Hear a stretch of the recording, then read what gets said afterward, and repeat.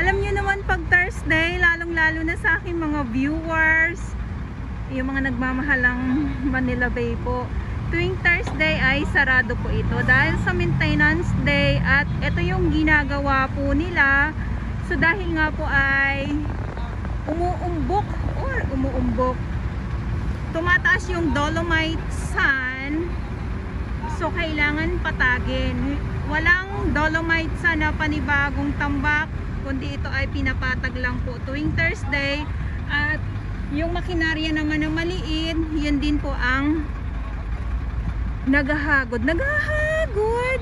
Yes, para po yung mga maliliit, yung mga pino ng mga kalat na nandito sa ilalim ng Dolomite Beach naman po, ayan naman po ay nakukuha ng makinarya. So ito naman yung truck na pinaglalagyan nitong dolomite sand nga po, na kung saan ay maangat na nga po siya. So iaano din naman po yan, kakalat din naman po yan para maging pantay po.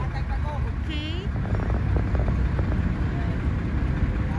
At dito naman sa kabila, iikot ko lang po kayo para po makita ninyo. So andito yung ating mga ibon. Ayan na, nandyan sila. Tapos yung ating mga coast guard at yung makinarya nga po na maliit na pumapasada dito sa loob ng Dolomite Beach po. Ayan, so balik tayo dito.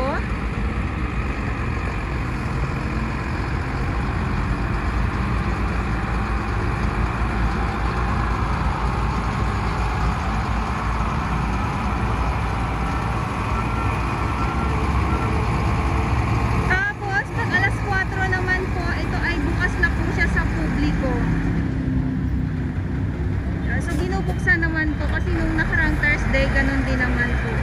So tuwing alas 4 siya ng hapon binubuksan sa publiko para din po yung ating ibang mga kababayan na gusto talagang mamasyal or mag-picture dito sa loob ng Dolomite ay makapasok din naman.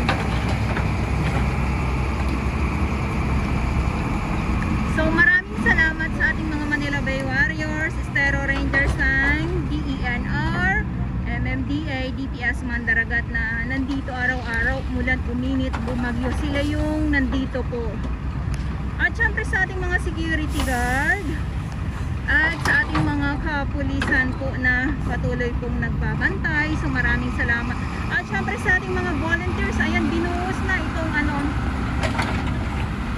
binuhos na itong, kita nyo po, ay sana kung tayo sa kabila para nakuhanan talaga natin.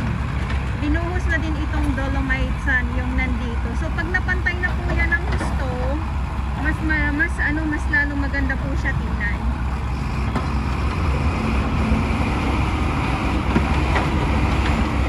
Siyempre nandito talaga tayo sa tapat nitong mga bulaklak at napakaganda tingnan.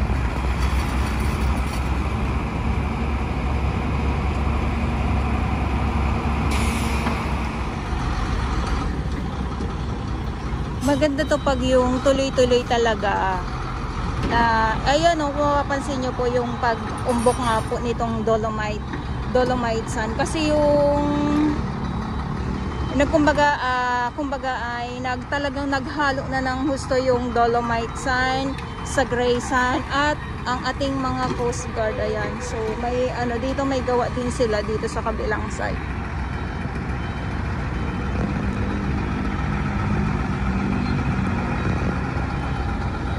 So kung mapapansin nyo muli sa ating mga viewers, baka magtaka kayo dahil walang tao. Dahil Thursday nga po, wala pong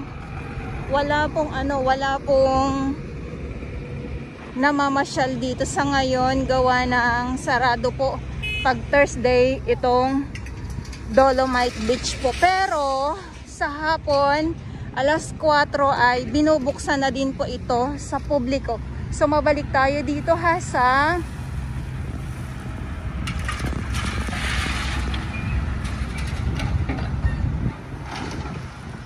kanila bossing.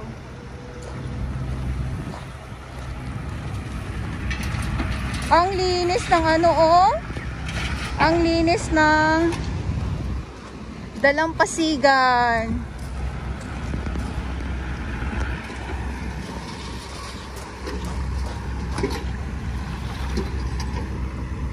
Ito, ang linis ang dalampasigan. Kita nyo naman yan. Kaya lang, medyo ma-brown ang dagat. At yung mga ibon nga po, ayan.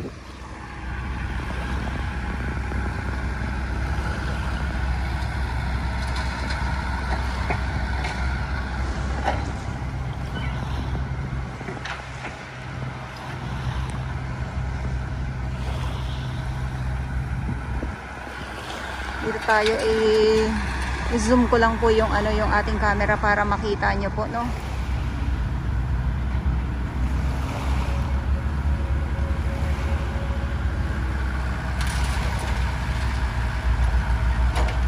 Ayan, so isasalin lang po, isasalin.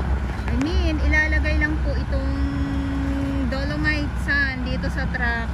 Tapos ilalagay din po dito sa mismo dito sa may tabi. Walang panibagong tambak na dolomite sand po dito sa ating mga viewers, lalong-lalo na sa ibang mga viewers, sa mga baguhan. Walang panibagong dating kasi kung meron pong dolomite sand na panibago, sa news pa lang po yan, mababalitaan nyo na po yan. Kasi ang mga nagbabalita din po ay hindi din po yan sila magpapahuli, lalo na pag may panibagong dating na dolomite sand. Okay?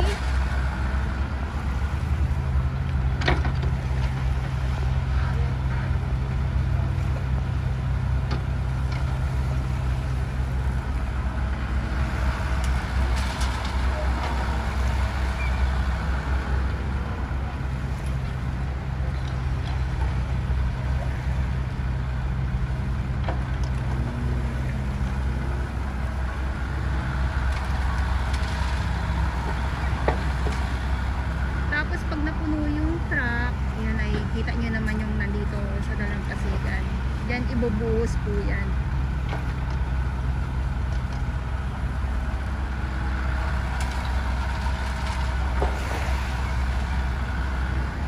So dahil nga po ay sinasalin or tinatambak itong dolomite sand dito sa tabi, sa dalampasigan, no? Hindi ko lang din po alam kung magbubukas ito mamaya. Kaya abang na lang din po tayo sa ating mga viewers. Maraming salamat po sa inyong lahat. At makulimlim ang ating panahon. So, abang tayo kung may sunset mamaya. Ganito naman tuwing hapon ay makulimlim. Tapos pag si sunset naman ay nagpapakita naman tuwing hapon. Ganito na talaga ang panahon.